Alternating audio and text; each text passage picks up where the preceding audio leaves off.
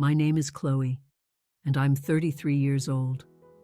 For 14 years, I believed I had successfully built a wall between myself and the financial wreckage that defined my upbringing. I thought I had escaped. But at our family reunion, I let my guard down for a single weekend.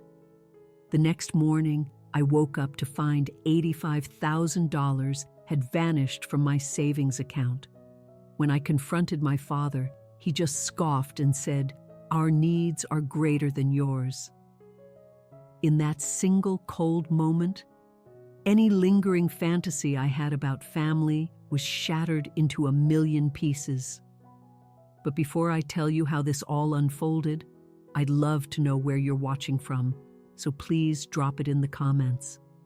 And if you've ever had to build defenses against the very people who were supposed to be your shield, hit that subscribe button. Growing up with my parents was a masterclass in financial instability. My father, Arthur, was a man who never met a bet he didn't like. Whether it was the hypnotic glow of slot machines, the tense silence of a poker game, or the chaotic frenzy of illegal dogfights in some derelict warehouse, he was there.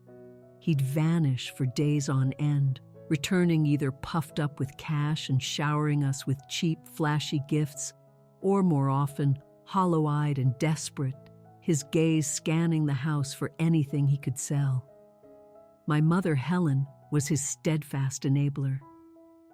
It was a cruel irony that she worked as a bank teller, yet her salary evaporated contact as soon as it hit her account. "Your father just needs one big win to set us right," she'd tell me, her voice a thin whisper as she rummaged through my drawers hunting for loose change. "His luck is bound to turn." My first concrete memory of exploitation is seared into my mind. I was 6. I had a pink ceramic piggy bank shaped like a ballerina, where I painstakingly saved every cent I got. Birthday money from my grandmother, quarters from a lemonade stand, dollar bills from helping our neighbors pull weeds. It was heavy, and so no weight was my pride. One night, a sharp crash woke me. I ran into my room to find my father standing over the porcelain shards of my ballerina, a fistful of coins in his hand. "Just borrowing this, princess," he mumbled, his eyes avoiding mine. "I'll double it by morning, I promise." The money was never seen again. Neither were the piggy banks that followed. My allowance, on the rare occasions I got it, became a running gag. "Time to make a withdrawal from the bank of Chloe," my father would declare. Snatching the $10 bill meant to last me all week. By the time I was 16, I had learned to be creative, hiding my meager earnings in the hollowed-out spine of an old textbook. At 17, I opened a secret bank account, a lifeline co-signed by my Aunt Carol. And by 18, I was gone, leaving for college with a scholarship and a fierce, burning resolve to never be vulnerable again. I worked relentlessly. I was a library assistant, a cafeteria server, a janitor. I took every shift I could get. Through sheer grinding effort, I kept a 3.8 GPA while juggling 70-hour work weeks. My junior year, a marketing internship became my gateway. My boss, a sharp woman named Ms. Albright, saw a fire in me that I barely recognized in myself. She took me under her wing, mentored me, and her glowing recommendation letter helped me secure an entry-level marketing position right after graduation. For the next decade, I climbed. I was methodical, disciplined, junior copywriter, content strategist, campaign manager, and finally, department lead. Every raise, every promotion was met with couture financial discipline. My colleagues bought new cars and took lavish vacations to Bali. I kept living in my modest one-bedroom apartment, drove the same dependable old Honda, and funneled every spare dollar into savings and low-risk investments. Last year at 32, my hard work culminated in a promotion to senior marketing director at a major firm in Denver. My salary doubled.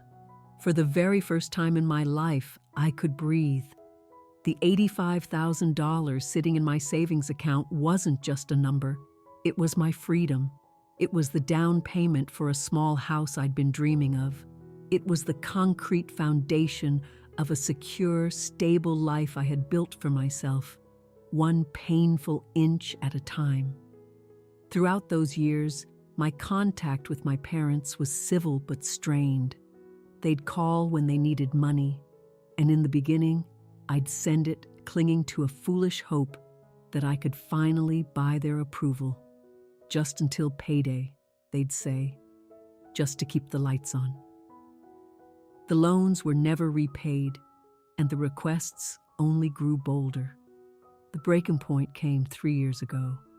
They called in a panic, asking for $6,000 for emergency medical bills.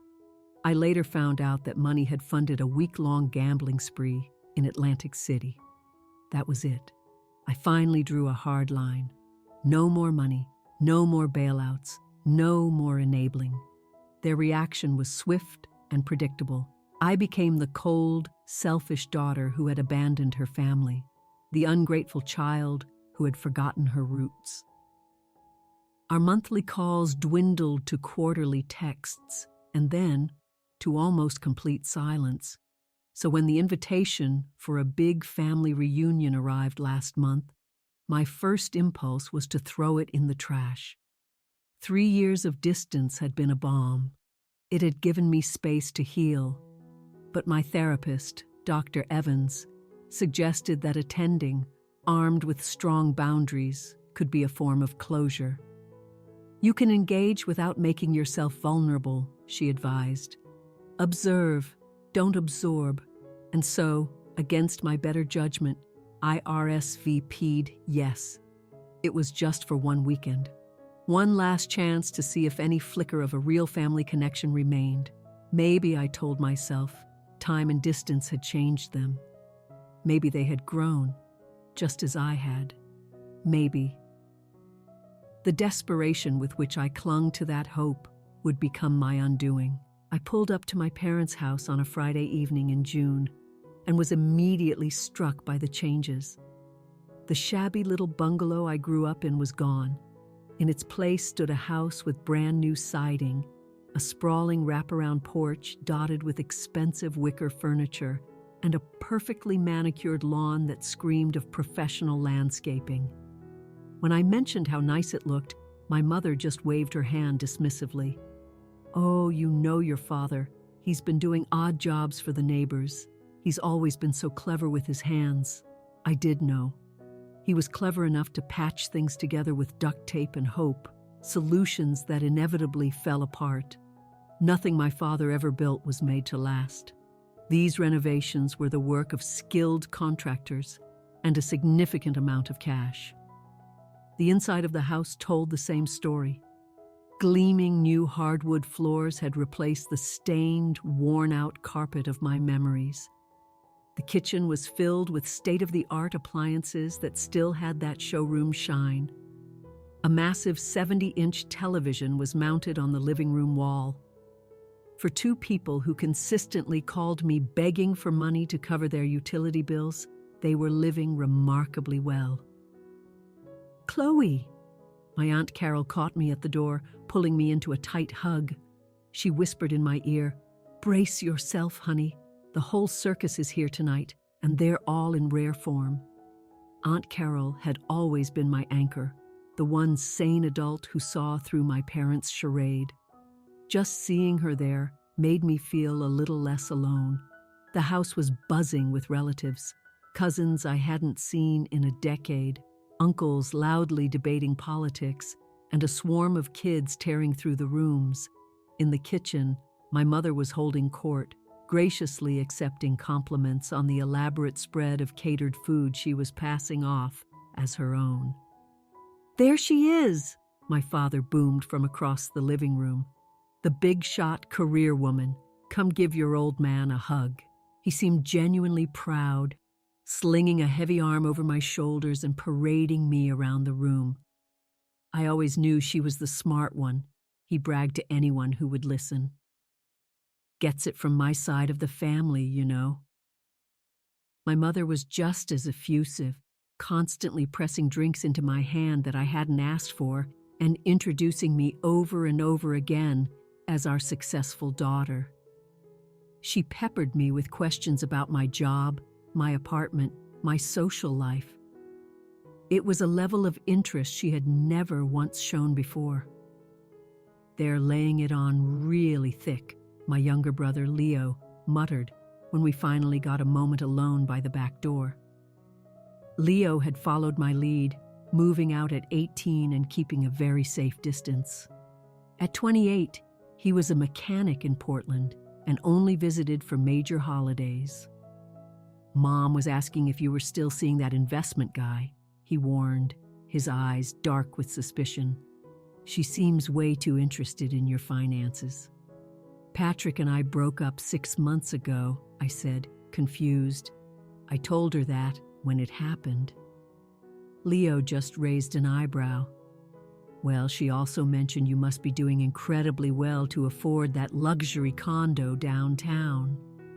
"I live in a standard apartment building in Capitol Hill," I replied.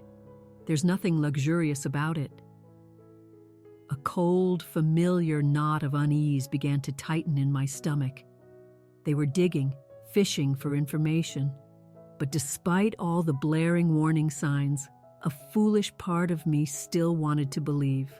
I wanted this to be real.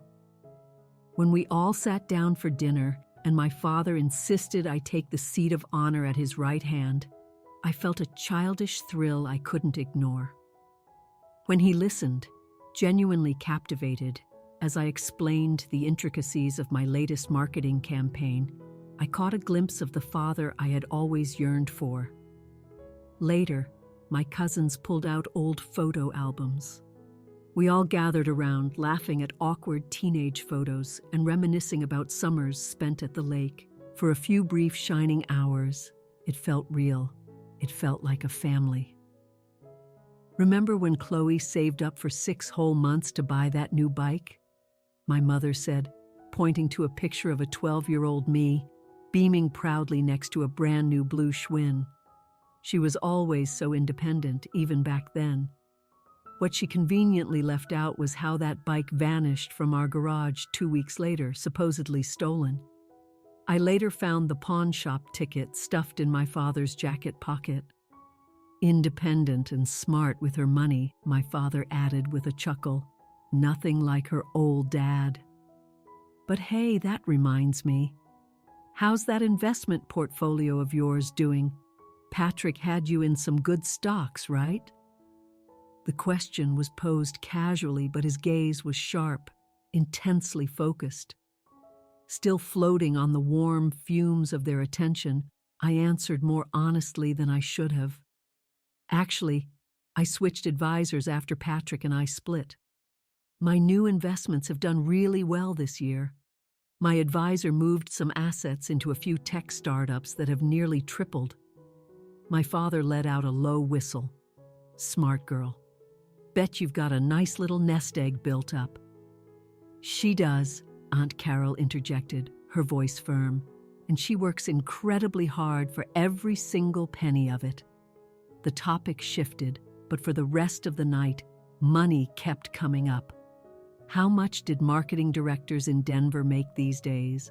Was I planning on making any big purchases soon?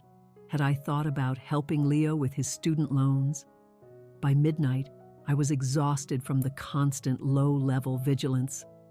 I said my goodnights and retreated to the guest room.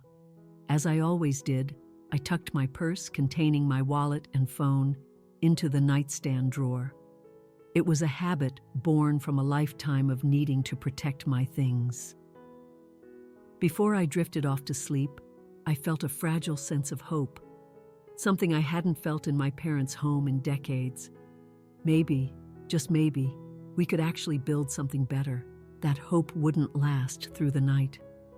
I woke up at 7:30 the next morning to a series of buzzing notifications on my phone. Still groggy, I opened my banking app, expecting to see a small charge from a coffee shop or a subscription renewal.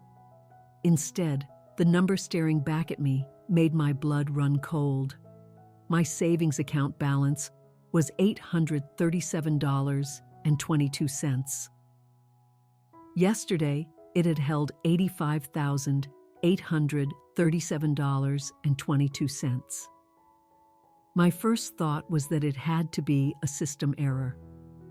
I frantically closed the app, cleared the cache, and reopened it. The balance was the same. My heart hammered against my ribs as I scrolled through my transaction history. A series of large transfers had completely drained the account. They had all been processed between 2 and 4 a.m., all authorized from an unknown device. Still in my pajamas, I dialed my bank's fraud department, pacing the small guest room like a caged animal. After an eternity on hold, a representative finally picked up. The conversation that followed obliterated any chance of this being a simple mistake. "Yes, Ms. Parker, I'm showing several large transfers out of your savings account last night.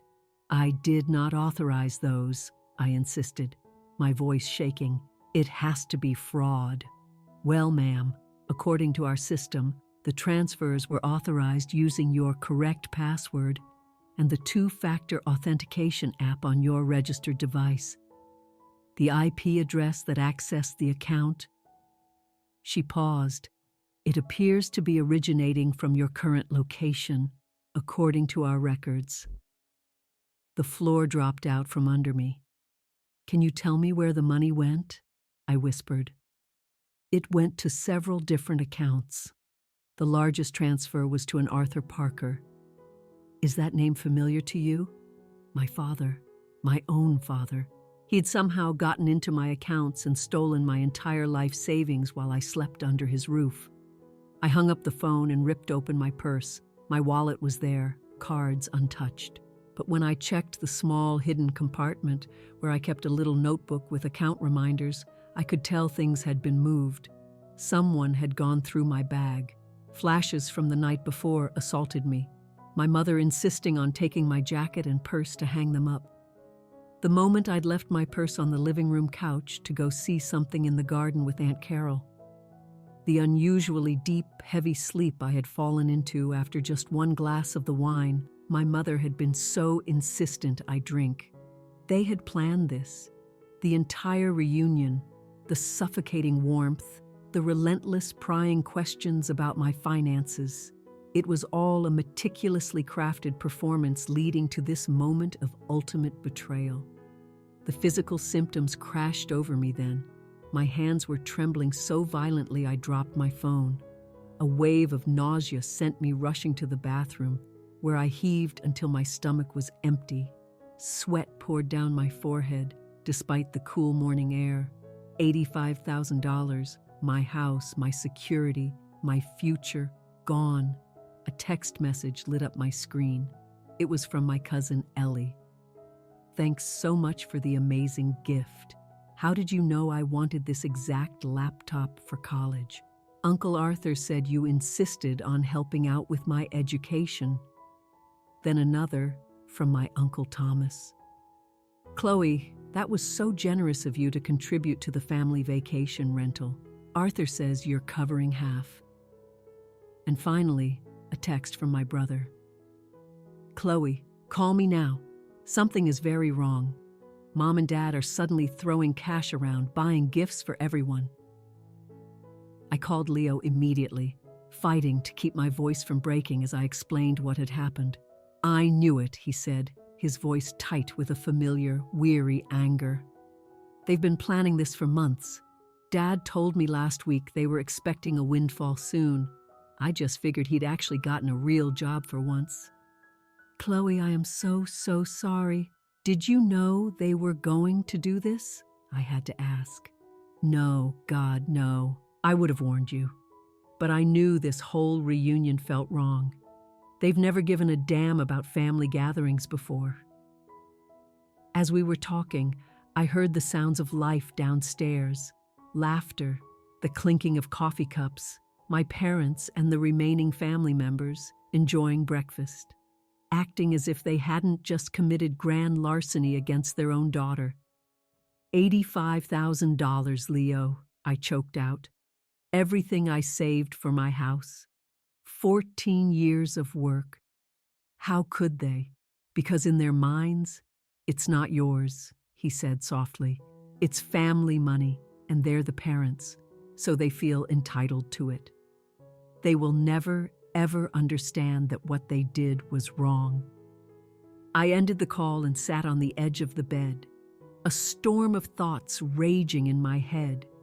This wasn't just a family squabble. This was a crime. They had illegally accessed my accounts and transferred my money. The fact that they were my parents didn't change the legal reality of their actions, but I knew the family complication would make everything a nightmare. Would the police even take a report of a daughter against her parents seriously? Would the bank do anything, since my own passwords and authentication device had been used? What would happen to the rest of the family if I pressed charges? But $85,000. I couldn't just let it go. That money was years of sacrifice. It was instant noodle dinners and saying no to trips with friends. It was 60-hour work weeks and deferred dreams. I heard my father's loud, booming laugh from downstairs, followed by my mother's high-pitched, delighted giggle. They were celebrating. They were celebrating their crime while I sat upstairs, shattered. In that moment, something inside me hardened. The last fragile thread of hope for reconciliation didn't just break, it vaporized. The sense of familial obligation I'd carried my whole life evaporated. They weren't my family. They were just thieves who happened to share my blood, and I was going to treat them as such. My first impulse was to storm downstairs, screaming, and call the police right then and there. But a lifetime of dealing with my parents taught me one thing. They feed on chaos. Emotional outbursts give them control. If I wanted justice, I had to be cold, calculated, and strategic. I sent a text to my friend Jenna, a financial crimes attorney. Even though it was early on a Saturday, she replied instantly, "Do not confront them. Document everything. Call the bank again and file a formal fraud report. Meet me at my office at noon." Next, I called Aunt Carol, who had left for her hotel the night before. "I was afraid something like this would happen," she said, her voice thick with disappointment. "Your mother has been dropping hints for weeks about a new car and major home improvements." Her voice hardened. "I'll be there in 20 minutes. Don't you dare go downstairs alone." While I waited, I began methodically building my case. I took screenshots of every unauthorized transfer. I photographed the rifled contents of my purse.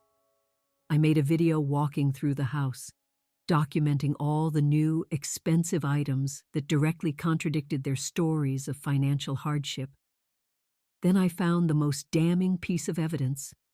A notification on my phone showed that my banking authentication app had been accessed at 2:15 a.m. They must have used my fingerprint while I was unconscious to approve the transfers. The physical violation of it made me feel sick. When Aunt Carol arrived, I slipped out the back door and got into her car. She pulled me into a fierce hug, and for the first time since waking up, I let myself break down. "I know a good lawyer," she said, once my sobs subsided. "Your cousin Mark, he specializes in this stuff. This is theft, Chloe, plain and simple. The fact that it's your parents makes it worse, not better." We drove straight to Jenna's office, where she and Mark were already waiting. For the next 3 hours, we laid the groundwork. Jenna got on the phone with the bank's head of fraud, her legal credentials immediately elevating the seriousness of my claim. Mark began preparing the paperwork for a formal police report. Aunt Carol provided a written statement detailing my parents' recent spending and the comments she'd overheard about them needing to get their hands on my money. "Here's the reality, Chloe," Mark explained, his tone gentle but firm. "This is going to get ugly. Your parents will claim you gave them permission. They'll say it was a gift. They will try to turn the entire family against you. Are you ready for that? They've already stolen my life savings, I replied, my voice hard. What else is there for them to take? Your relationships with your cousins, your aunts and uncles? Jenna chimed in. Your peace of mind, your energy. This could be months, even years of legal battles. Earning that money wasn't quick or easy either, I said, my resolve hardening. I want it back, every last cent. We mapped out a strategy. First, the bank would freeze any funds still remaining in the accounts the money was transferred to. Second, we would file a police report for identity theft and grand larceny. Third, we would confront my parents with legal counsel present to give them one single opportunity to return the money before criminal charges were officially pressed. Before we left the office, I called Dr. Evans and scheduled an emergency session for that afternoon. You're going to need emotional support just as much as legal support, she told me. This is a profound betrayal by the two people who were supposed to protect you most in the world. I spent an hour with her, trying to untangle the snarled mess of my emotions. The white-hot rage at the violation, the deep grief for the family I had so foolishly hoped for, and the crushing shame that I had let my guard down. You did nothing wrong by hoping for a healthy relationship, Dr. Evans assured me. That desire is human. They are the ones who shattered that trust, not you. By that evening, a plan was in motion. Jenna had drafted a formal demand letter. The bank had flagged the accounts. Mark had the police report ready to be filed at my signal. I spent the night at Aunt Carol's hotel, unable to even think about setting foot in my parents' house again. All evening, my phone buzzed with texts from Leo, who had left the reunion early. They're buying everyone gifts with your money, he wrote. It's disgusting. The next morning, the four of us, me, Aunt Carol, Jenna, and Mark, met for breakfast to go over the plan one last time. Mark had arranged for a sheriff's deputy to accompany us, instructing him to wait down the street unless we called. Jenna had all the legal documents in a crisp portfolio. Aunt Carol had already spoken to a few key relatives who had witnessed my parents' sudden spending spree, securing their support. I had my own bag of evidence, printouts of the unauthorized transfers, bank statements showing my years of diligent saving, and copies of old text messages where my parents had borrowed money and never paid it back. I was armed not just with facts, but with resolve. For 33 years, I had oscillated between begging for their approval and shielding myself from their toxicity. Today, that cycle would end. Are you ready? Jenna asked as we pulled up to the house. I took a long, slow breath. I've been ready for this my whole life. We arrived at my parents' house at exactly 10 a.m. The sheriff's deputy parked his unmarked car discreetly down the street. Mark remained in the car with him, while Jenna, Aunt Carol, and I walked to the front door. My hand shook as I reached for the doorbell of the house I grew up in. No matter how much I had prepared, confronting the people who raised me and then so casually betrayed me sent a jolt of pure adrenaline through my system. My father opened the door, a flicker of surprise quickly masked by a practiced, easygoing smile. Chloe, we were wondering where you ran off to yesterday. And Carol, good to see you. Who's your friend? This is Jenna, I said, my voice flat and cold. My attorney. His smile wavered, just for a second. An attorney? What's this all about? Helen, come see who's here. My mother appeared from the kitchen, wiping her hands on an apron. Her eyes darted nervously between us, finally landing on Jenna's professional attire and the portfolio she held. May we come in? Aunt Carol asked, her tone making it clear it wasn't a request.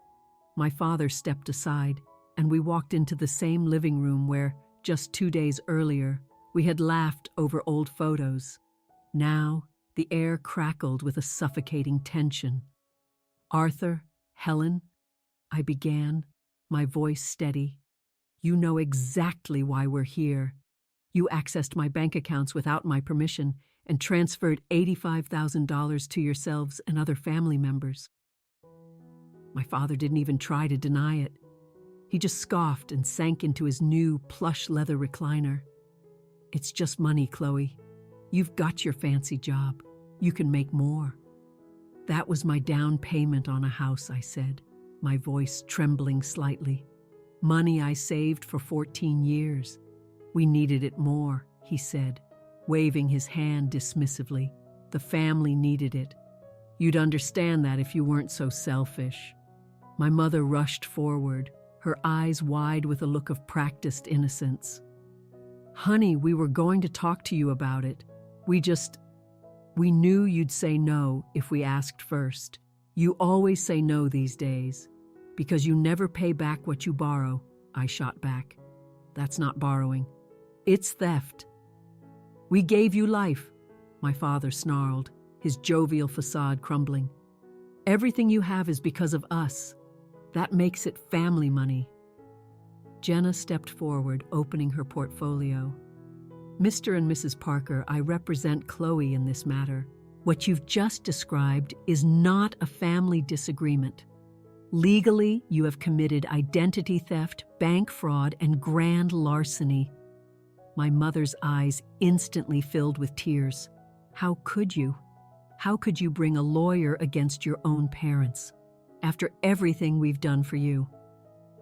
"What exactly have you done for me?" I asked, my voice dangerously quiet. "Stolen my childhood savings? Pawned the bike I bought with my own money?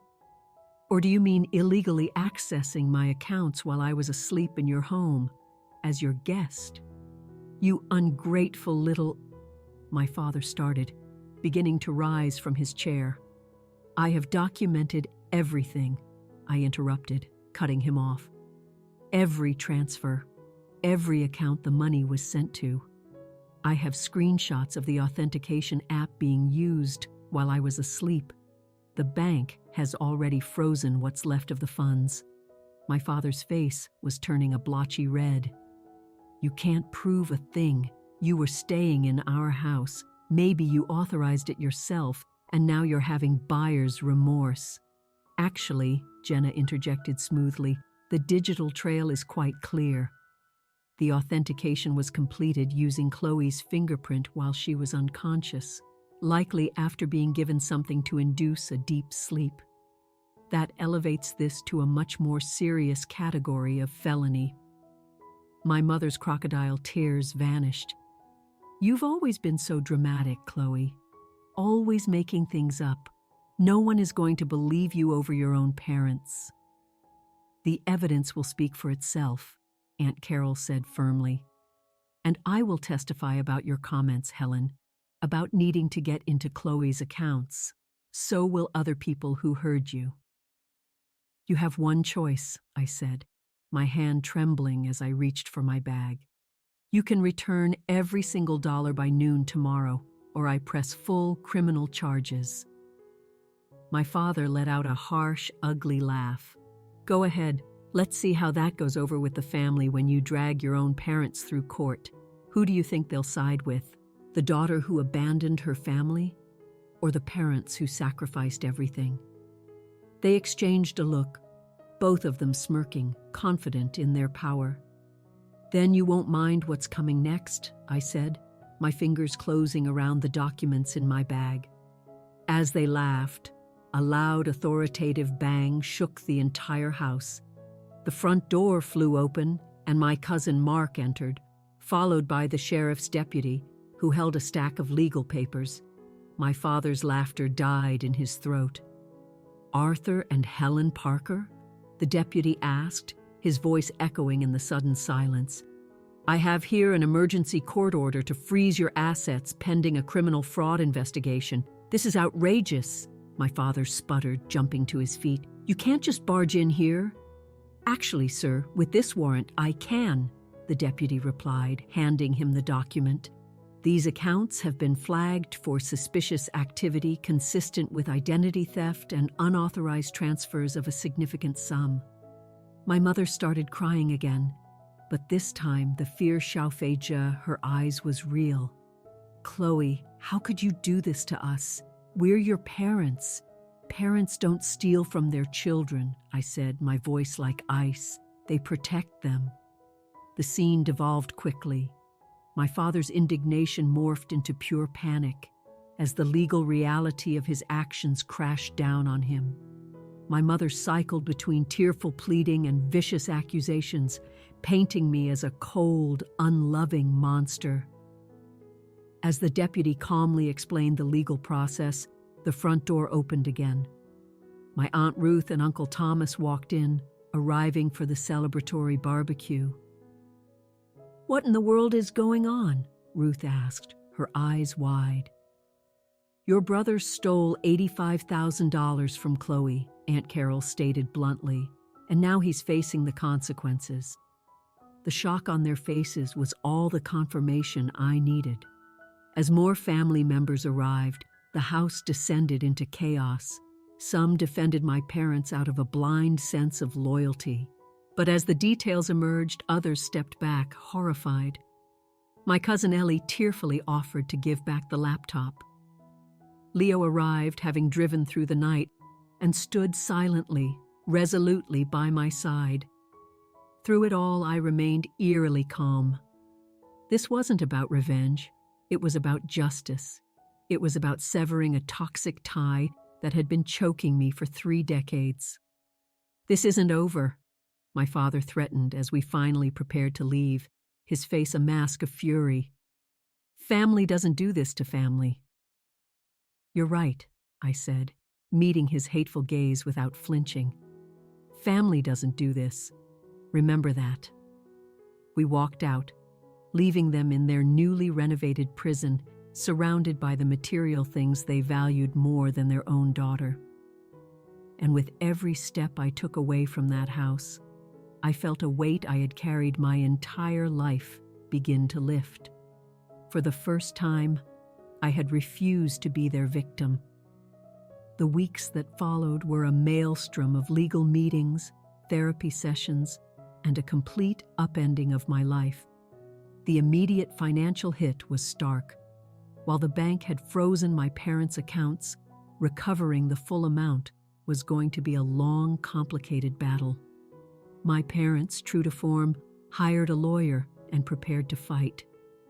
Their defense was exactly what Mark had predicted. They claimed the money was a gift, that I had given them my passwords, and that I was just a remorseful daughter trying to retract my generosity. The family split down the middle. Relatives who had received gifts sided with my parents. Others, who had seen their manipulative behavior for years, supported me. The family group chat became a war zone of accusations. "How could you do this to your own parents over money?" one cousin messaged me. "Is that all family means to you?" I didn't bother to reply. Aunt Carol was my sanctuary. She let me stay with her, attended every legal meeting, and provided a silent, unwavering wall of support. Leo was torn. He supported my actions, but the thought of our parents facing jail time was agonizing for him. "I keep thinking about Dad teaching me to ride a bike," he confessed one night. "Or Mom making soup when I was sick. Were any of those moments real?" "They can be real. And the bad stuff can be real too," I told him. "We can remember the good without ever excusing the bad." I had to explain the situation to my boss, Miss Albright, to take emergency leave. She was incredibly understanding. "Family financial abuse is far more common than you think," she said. "Take the time you need. Your job is safe." My financial security, so carefully constructed, felt like it was built on sand. I moved all my remaining funds to a new bank with layers of biometric security. The mental toll was the worst part. I had insomnia, replaying the betrayal over and over. I became hypervigilant, checking my accounts multiple times a day. This is trauma, Dr. Evans explained. Betrayal by a parent is a fundamental injury to your sense of safety in the world. My mother took her victim narrative to social media, posting about her cruel, ungrateful daughter. I was forced to deactivate my accounts, severing even more ties. About 6 weeks in, I hit a wall. The stress was making me physically ill. The legal bills were piling up. I called Aunt Carol, my voice cracking. Maybe I should just let it go, I said. Just write off the money as the price of finally knowing who they are. You could, she said gently. But Mandy, this cycle only ends when you end it. They've never faced a real consequence in their lives. That's why they keep doing it. She was right. The next day, I called Mark and told him to proceed, no matter what. As summer bled into autumn, small victories began to appear. The bank recovered about $34,000. Several relatives returned the gifts. My parents' attempt to transfer their house into my uncle's name was blocked by the court, but the biggest victory was building a new support system. My friends rallied around me. My colleague Zoe invited me to her family's Thanksgiving, where I experienced a holiday warmth free of tension for the first time. I was creating a chosen family.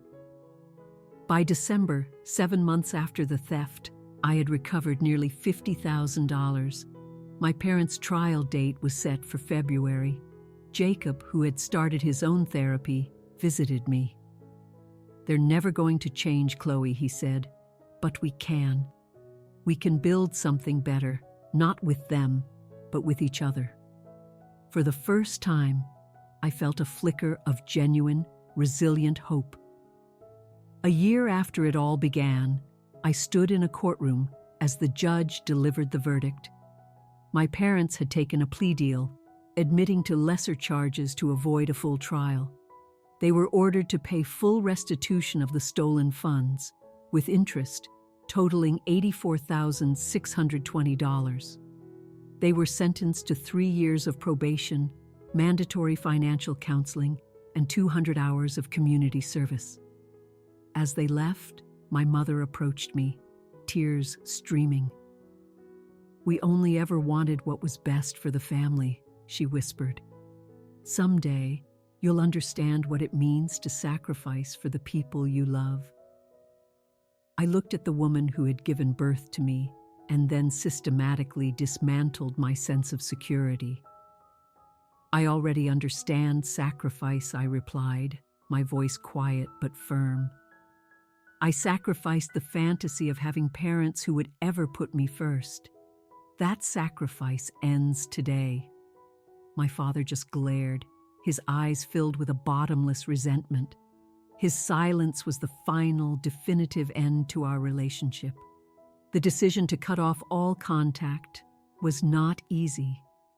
"But they're your parents," was a phrase I heard over and over.